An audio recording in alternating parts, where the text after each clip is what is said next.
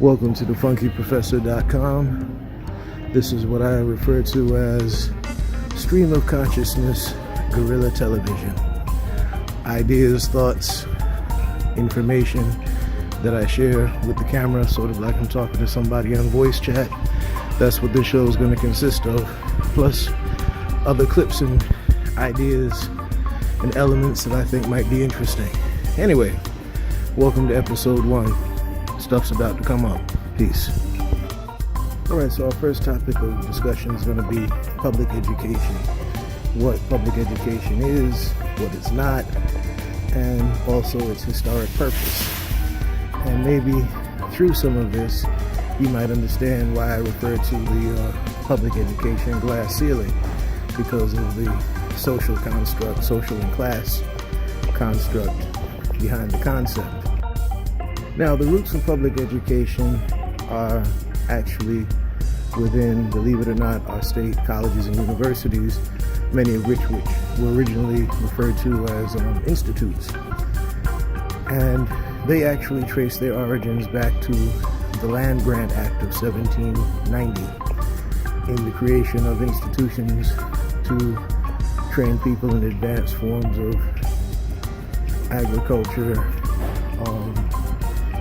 animal husbandry, which is basically raising livestock. In fact, that was one of the original, that's like the flagship program of UMass Amherst, for example. And the Land Grant Act created, by the way, this is also why many of your historically black colleges have A&M, agricultural and mechanical, as part of their name and part of their mandate. And so that's one piece of the origin of public education. Public education on the college level or on the higher academic level was basically designed for industry and the purpose of industry, because you'll see that the institutes begin to shift as we shift from an agricultural to an industrial-based nation. So I'm getting a little ahead of myself. So initially, public education was in the hands of the individual communities. Like, for example, in Boston or in Massachusetts, the children of freed Africans couldn't attend the public schools that they had in Boston. So Prince Hall created one initially in his front parlor, and that eventually became the school that was in the African Meeting House in Boston. And it was similar throughout the country. You would have communities, you would have the churches and communities creating schools for the citizens to attend for free. And school became compulsory in the 1850s, and here again, this had absolutely nothing to do with the needs of the people. School became compulsory simply because of the industrial revolution. People are going to need to know how to read, write, and do basic arithmetic in order to run the machinery of industry. The needs of business, the needs of commerce. So that's the first thing to look at. You're being educated to be serviceable. You're not being educated to work to your own advantage. That's basically reserved for people going to private schools, alternative schools, or who are being homeschooled. But when we look at public education, when we look at the public schools, that's the first thing that we have to understand. You're being trained to be serviceable. This is why education, once upon a time, was considered complete if you went to the 6th grade. Then eventually it became the 8th grade. You get your middle school certificate, and then eventually it became 12th grade. And having a 12th grade education became the structure of a complete education. And this is also, by the way, the beginnings of why a person can get work papers when they're 14 years old, because that was once upon a time the point when you would leave school and start going out to work, enter apprenticeships and all kinds of situations like that. And high school is pretty much reserved for those who are going to go on for some level of advanced study. And of course, your public high schools then became a conduit. The most promising were the ones who would then go on to the various colleges, either the state colleges, and sometimes you would have somebody who was bright enough that they would get a scholarship into one of the private schools, and that's where we begin to get the crossover points. And you also have what they call the pipeline schools, like for example, Boston Latin Academy was one of the pipeline schools that if kids went to Latin, they were being prepared to go to Harvard. Just like you have your magnet schools in New York City, which are sort of like, again, pipeline schools to higher education, where they identify talent early on. I went to Music and Art High School in New York City, which is one of those schools. It's an academic arts school. Now, elements of the public school are designed to actually prepare people for working in the factory.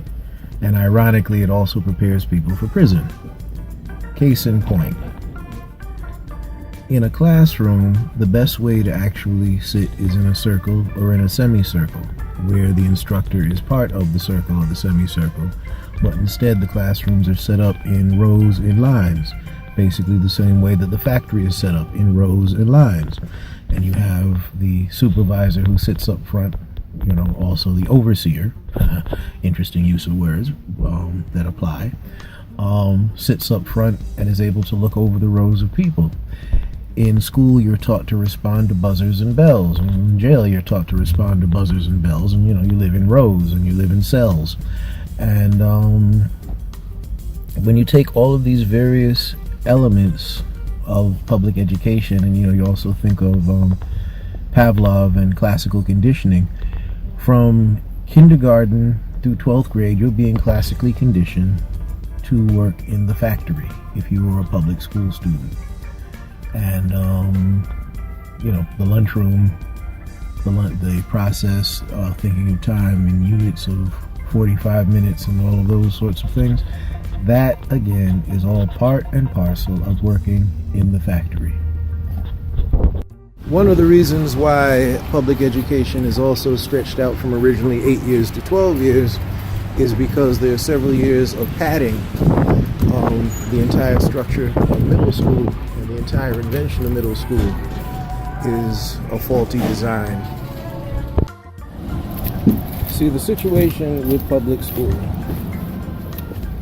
is there's a social element, class distinction, and we also have to remember with public schools, the resources available to a public school often have to do with the socioeconomic background of the community as well as ethnicity.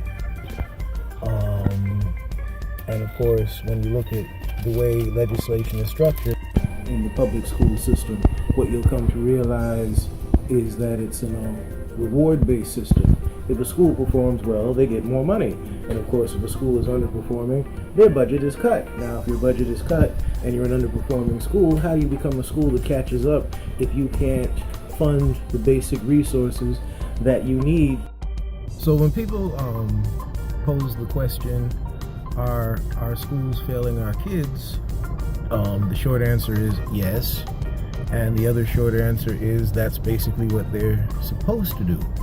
They're not, if they provide an education, it's almost by accident, is to basically sort of break the spirit of children, because it's interesting to see, heartbreaking to see actually, the intellectual decline that takes place with kids in general between, I would say, 5th grade and 9th grade, and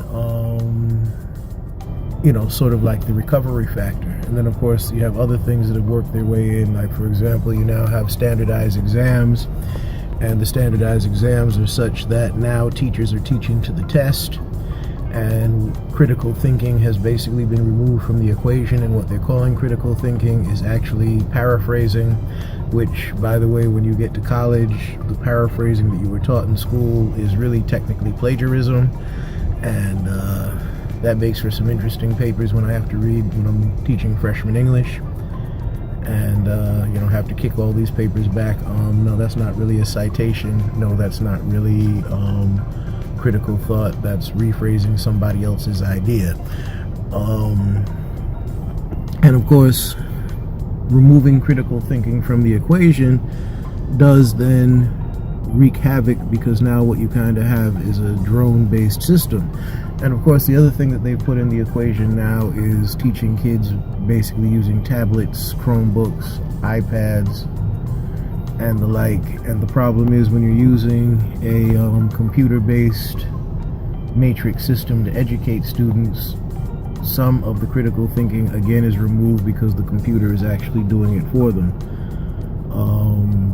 Pencil and paper arithmetic, the writing process, the critical writing process, all of these things end up being subjugated by the use of technology. The process of the dumbing down of society is real, and the education system and the technology in the education system has become part of it. So it's sort of like now the only options that you have for critical thinking are if you are lucky enough to go to a school that has an active arts and music program, theater program.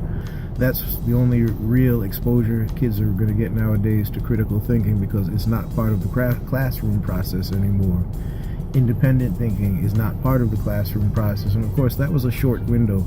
That was a window that took place during the from about the mid 60s to maybe about the mid 80s. That was the window of intellectualism in your standard public schools. And so Tony Danza, the actor, was actually a trained teacher, one time said that when you send your child to private school, you're not paying for the school or the teachers, you're paying for the parents. And this is quite true, because I mentioned earlier, when you go to private school, it's a foregone conclusion that you are going to be actively engaged in the education of your child and the life of the school itself and the school community. And unfortunately, that does not carry over to the public school, which is someplace where it's really desperately needed. So the key is about being a presence in the school, I guess, is the bottom line. Activities, like I said, library, reading together, find out what's happening with homework, find out what's happening with schoolwork, contact teachers regularly. If you're able to volunteer, be a presence in the school, be there, be an engaged parent. These are the ways that you can have your child's education actually serve your child and override some of the pitfalls of public education. We're going to probably talk about this topic again, other aspects of the topic anyway, in a future episode, but for now, I'm going to check out. Peace and blessings.